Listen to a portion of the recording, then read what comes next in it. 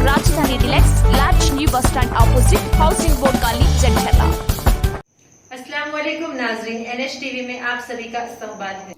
जश्न ईद मिलादुन्नबी सल्लल्लाहु अलैहि वसल्लम के मौके पर हर साल की तरह इस साल भी मौलाना अलहाज तस्लीम अंसारी इमाम व खतीब जामे मस्जिद कौरमपेट के मकान खादरी मंजिल में मिलाद मुस्तफ़ा का इनेकाद अमल में आया। इस मौके पर मिलाद कमेटी की जानिब से क़सीदा बुर्दा शरीफ पेश किया गया। बादशाह मौलाना तस्लीम अंसारी नायब सदर मदरस दारुल उलूम अरबिया कौरमपेट ने विलादत मुस्तफ़ा सल्लल्लाहु अलैहि वसल्लम पर खिताब किया।